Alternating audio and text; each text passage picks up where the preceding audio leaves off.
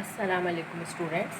This is Sumaira Kiran, chemistry teacher for class 9. Today we are going to discuss chapter number 1, Introduction to Chemistry. The topic we discuss: role of chemistry in daily life or describe impact of chemistry in our society. Chemistry in society. The role of chemistry in the prevailing society is of enormous beneficial.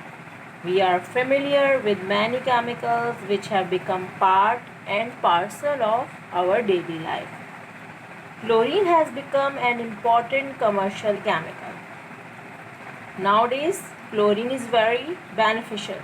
Today, chlorine has turned into the main element for producing more than 1000 chlorine compounds, which are of great importance in chemical industry, like polyvinyl chloride (PVC) as a plastic for pipes.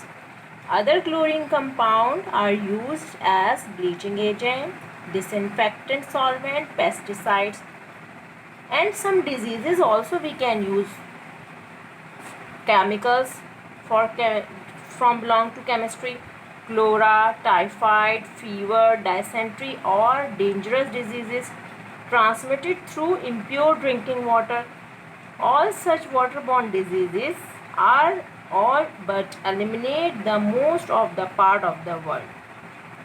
When water supplies are treated with chlorine, with kill pathogenic disease cause organism. Number 1 heading is environmental protection. Many countries have developed garbage disposal procedure on the basis of recycling. Number 2, daily need for food and other material. Chemists are involved in the development of systematic plant hormones and growth regulator to increase plant yield.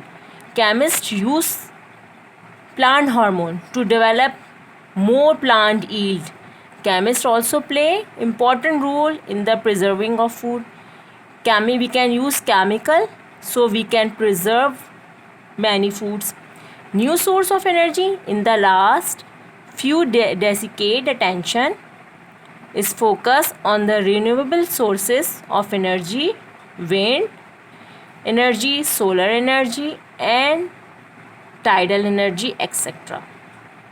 Chemicals and their uses. We use fluoride compounds such as stannous fluoride, sodium phosphate, sodium fluoride. These are the chemicals we can use in our toothpaste to protect tooth decay.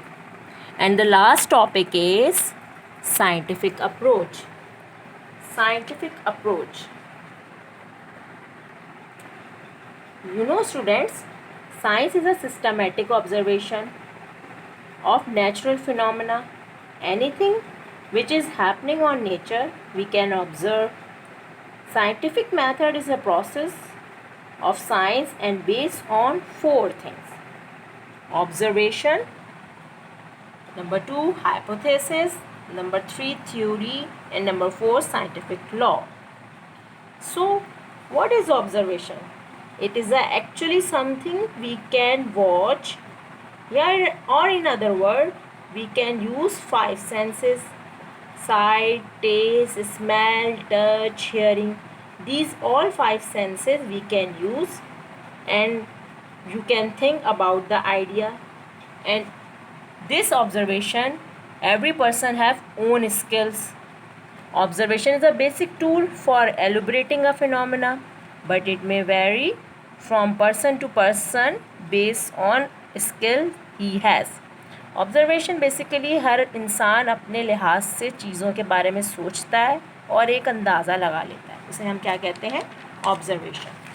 Second is hypothesis. Hypothesis is which when create an idea what is this, what is happening. इसकी मिसाल ऐसे है जैसे एक बच्चा ball ऊपर की तरफ फेंकता है, लेकिन बॉल नीचे की तरफ आती है, तो वो सोचता है कि मैंने तो बॉल ऊपर की तरफ फेंकी, लेकिन वो क्या चीज़ ऐसी है कि बॉल नीचे की तरफ आ रही है. तो हाइपोथेसिस में उसने अंदाज़ा लगाया कि वो ग्रेविटी की वजह से नीचे आ रही है. So hypothesis is the test and experimental stage. Design experiment to prove or disprove, then collect the data and analyze it and conclude it.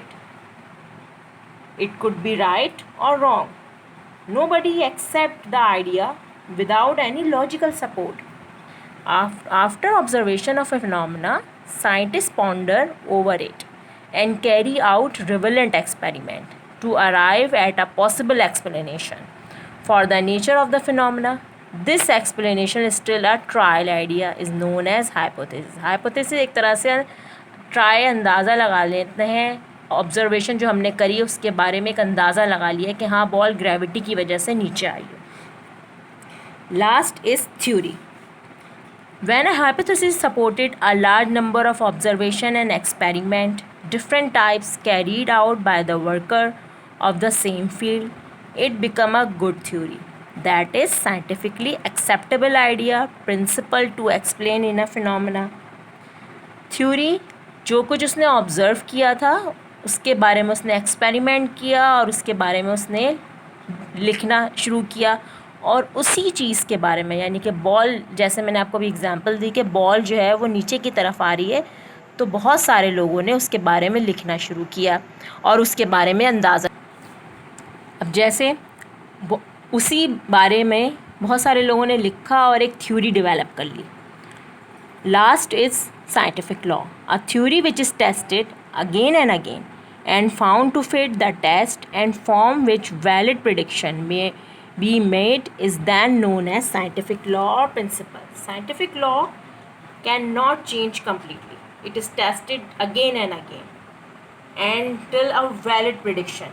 Scientific law जो कुछ लिखा गया उसको बार बार टेस्ट किया गया, बहुत सारे लोगों ने उसके बारे में इंफॉर्मेशन कलेक्ट करी और फाइनली जो हमारे पास आखिर में लॉ बन के आ जाता है. ठीक है.